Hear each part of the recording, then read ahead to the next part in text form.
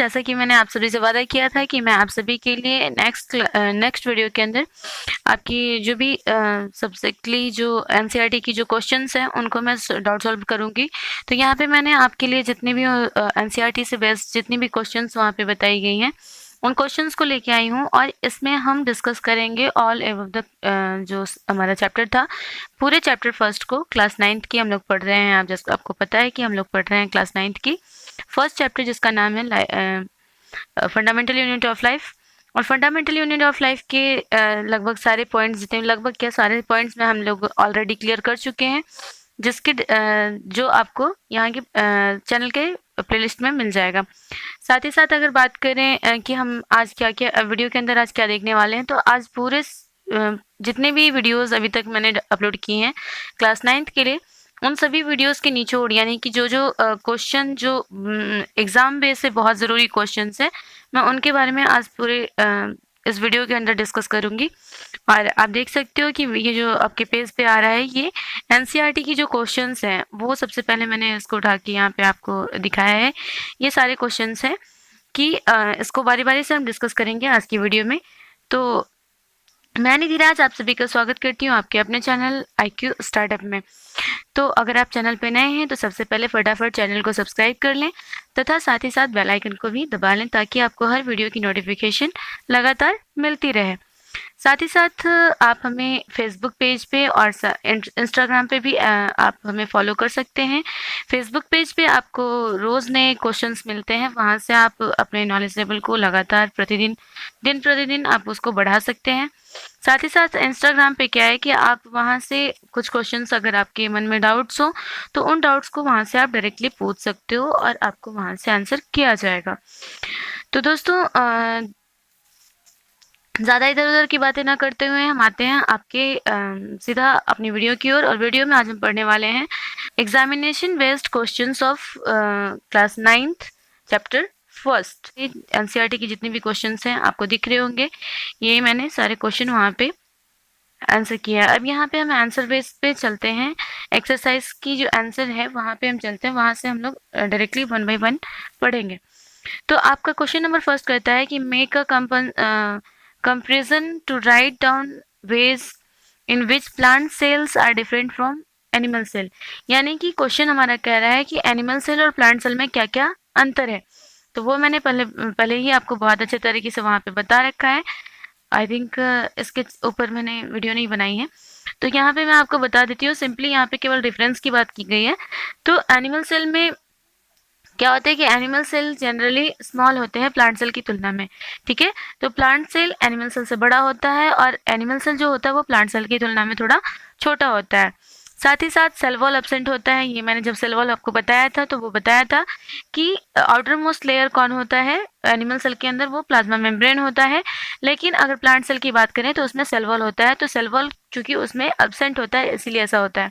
तीसरी बात कि except the protozoans euglena no animal cell process plastids, यानी कि कुछ ऐसे सेल्स को छोड़ के जो कि प्रोटोजोन्स हैं, बाकी प्लास्टिड को कैरी नहीं करते हैं। उनके अंदर उनके सेल के अंदर प्लास्टिड्स नहीं पाए जाते हैं। एनिमल सेल में प्लास्टिड नहीं पाए जाते हैं। केवल यूग्लिना ऐसा एक आप प्रोटोजोन्स है जिसके अंदर क्या है कि प्लास्टिड पाया जाता है। बाकी किसी भी एनिमल सेल के अंदर प्लास्टिड नहीं पाए जाते हैं।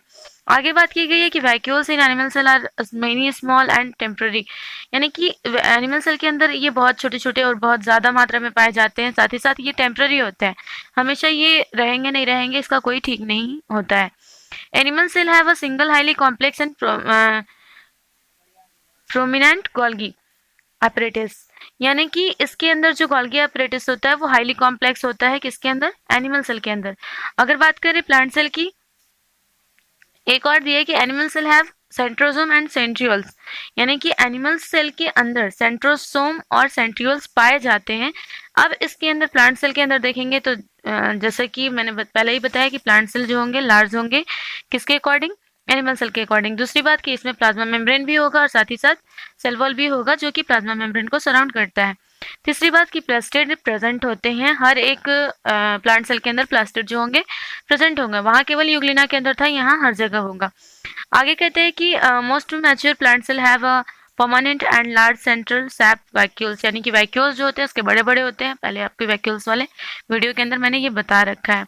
Most mature plant cell have many simpler unit Golgi call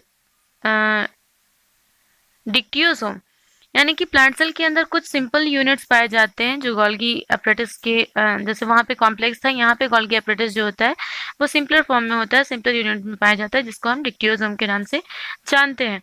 साथ ही साथ कि जो सेंट्रोजोम और सेंट्रियोल्स जो थे वो एनिमल सेल के अंदर जो प्रेजेंट थे, यहाँ पे क्या होता है कि उसकी कमी पाई जाती है, लैक ऑफ सेंट्रोजोम और सेंट्रियोल्स होता है। तो ये पहला क्वेश्चन आप लोग को क्लियर हो चुका होगा। चलते हैं सेकंड क्वेश्चन की ओर। सेकंड क्वेश्चन कहता है कि what are the difference between prokaryotic and eukaryotic. ये भी मैंने पहले के चैप्टर्स में आपको बता चुके हैं, एक बार आप पढ़ लीजिएगा, क्लियर हो जाएगा। तो यहाँ पे एक बार बात कर ले कि सेल साइज जो होगा वो प्रोकैरियोटिक में बहुत छोटा होता है, यानी कि 1 to 10 सेल्स जो होते हैं ये सेल की साइज होती है इतना माइक्रोमीटर, ठीक है। और अगर बात करें यूकैरियोटिक की तो वो 5 से स्टार्ट होता है, 100 माइक्रोमीटर तक जाता है, ये इसका सेल साइज है। आगे बात करते हैं न्यूक्लियर रीजन कॉल्ड न्यूक्लियोइड्स, यानी हमने बताया था कि न्यूक्लियस जो है वो फुल्ली मैच्योर नहीं होता, वो प्रेजेंट नहीं होता किसके अंदर, प्रोकैरियोटिक सेल्स के अंदर। लेकिन यूकैरियोट्स में क्या होता है कि न्यूक्लियर फुल्ली डेवलप्ड होता है, साथ ही साथ इसके अंदर जो न्यूक्लियस है वो एब्सेंट होता है। मैंने बताया था कि वहाँ पर न्यूक्लियोइड्स पाया जाता है, यहाँ पे न्यूक्लियस प्रेजेंट होता है ना।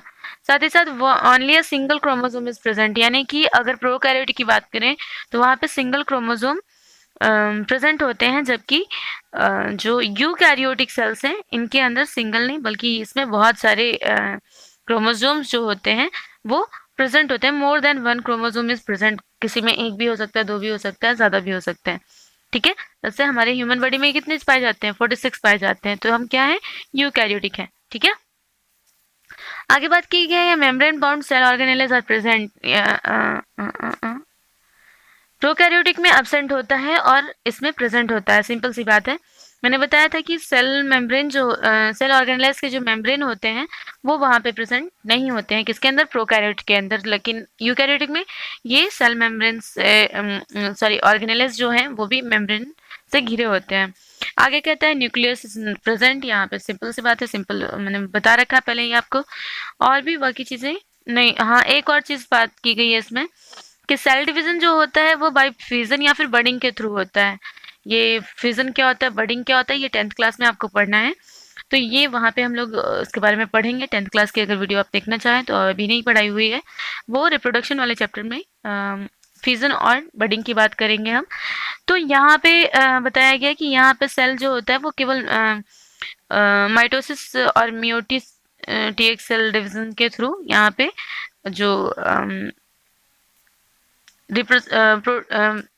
रिप्रोडक्शन होता है वो होता है, ठीक है।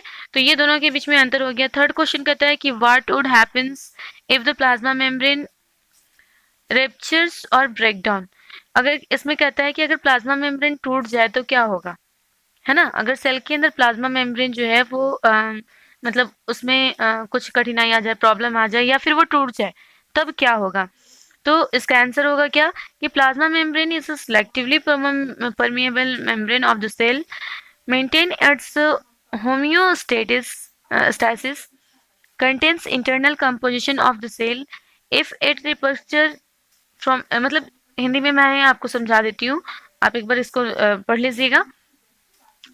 देखिए, इसमें कहने का मतलब यही है कि सेल मेम्ब्रेन क्या करता है, वो सेलेक्टिव परमिएबल में, मतलब कि वो साइटोप्लाज्म को एक तो बांध के रखने का काम करता है, दूसरी बात कि साइटोप्लाज्म वहाँ से बाहर ना निकले, साथ ही साथ किसको बाहर जाने देने का ज़रूरत है, किसको अंदर रखने की ज़रूरत है, ये सारी चीज़ें जो हैं वो किसके थ्रू हो रही हैं, वो हो रही हैं सेल मेम्ब्रेन के थ्रू।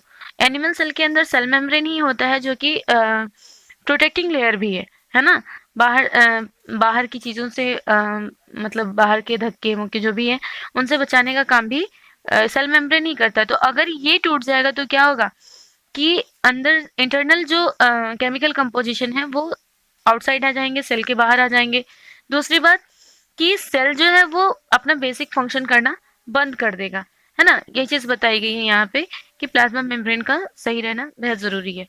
आगे कहता है कि what would happen to the life of cell if there is there is no Golgi apparatus, अगर गोल्गी एपरेटिस नहीं होगा तो क्या होगा? तो if material is synthesised in ER और stored modified packaging and dispatch, मैंने बताया था आपको कि गोल्गी एपरेटिस के अंदर क्या करते हैं हम। अगर बात कीजिए गोल्गी एपरेटिस की, तो गोल्गी एपरेटिस के बारे में मैंने आप लोगों को पहले ही पढ़ा रखा है। अगर आप इसके बारे में ज़्यादा नॉलेज चाहते हैं तो इसकी आप सीधा जाके जो प्लेलिस्ट है, प्लेलिस्ट में आप जितने भी वीडियोस मैंने बता रखे हैं अलग अलग जो सेल ऑर्गेनेल्स हैं उनके बारे में डिस्क्रिप्शनली मतलब ब्रीफली वहाँ पे मैंने चर्चाएं की हैं। तो आप प्लीज़ वहाँ से जाके आप इन चीज़ों को देख सकते हो। यहाँ पे क्वेश्चन के थ्रू मैं आप लोगों को बता दूं कि यहाँ पे क्या होगा कि सबसे पहले क्या करता है ये कि जितने भी सिंथेसाइज मटेरियल हैं, यानी कि जितने भी पचने के बाद जो भोजन आया है, इसको क्या करते हैं कि वेरियस टारगेट्स तक पहुंचाने का काम करते हैं, यानी कि अलग अलग सेल के अलग अलग ऑर्गेनेल तक पहुंचाने का काम करते हैं, इनसाइड और आउटसाइड। चाहे वो सिंथेसाइज मटेरियल, चाहे वो मान लीजिए कि जैसे माइटोकॉन्ड्रिया ने एटीपी को बनाया, तो अब एटीपी जरूरी हर किसी के लिए है, तो उसको वो हर जगह पहुंचाने का काम कौन करता है? वो करता है गोल्गी बॉडी। ठीक है। अब कहता है कि to store modify and packaging of products, यानी कि जितने भी प्रोडक्ट्स हैं उनको स्टोर करने का काम, मॉडिफाई करने का काम और पैकेजिंग करने का काम भी इसका है। अगला कहता है to change the complex sugar in simple sugar. Complex sugar यानी कि जो स्टार्च है या फिर जो कार्बोहाइड्रेट्स हैं, इनको सिंपल शुगर में बदलने का काम भी करता है। साथ ही साथ helps in formation of lysosome, यानी कि लाइसोसोम को बनाने में भी काम करता है। और अगर ये गोल्गी एपरेटिस नहीं होंगे तो क्या होगा? ये सारे काम सही तरीके से नहीं हो पाएंगे, है ना। तो इसलिए ये चीज़ें ज़रूरी है। मान लीजिए कि हमने सेलुलोज खाया, जैसे हम लोग साग खाते हैं, साग में सेलुलोज है। अब वो सेलुलोज को सिंपल शुगर में बदलने के लिए जो ज़रूरी होगा वो कौन होगा? वो हमारा गोल्गी एपरेटिस ही होगा। तो इस तरीके से आई होप कि ये क्वेश्चन आपको बहुत अच्छे से समझ में आ गया होगा। अब आगे बढ़ते हैं कि which organelle is known as power house of the cell, why, ये चीज़ें हम क्लियर कर चुके हैं माइटोकॉन्ड्रिया के चैप्टर में, तो वो आप जाके पीछे से देख सकते हो या फिर आप इसको यहाँ से भी पढ़ के बना सकते हो। सिंपल सा क्वेश्चन है, कोई बड़ी बात नहीं है। आगे बढ़ते हैं क्वेश्चन नंबर 6 में, where do the lipids and proteins क्या लिखा है, constituting the cell membrane get synthesize. तो कहाँ पे होता है ये प्रोटीन और लिपिड्स का जो टूटता है सेल मेम्ब्रेन को सिंथेसाइज करने के लिए ज़रूरी होता है, ये कहाँ पे होता है? तो मैंने पहले ही बता रखा है, ये कहाँ होता है? आर और SCR के अंदर ये अलग अलग तरीके से यूज होता है। ठीक है। अगला क्वेश्चन है आपका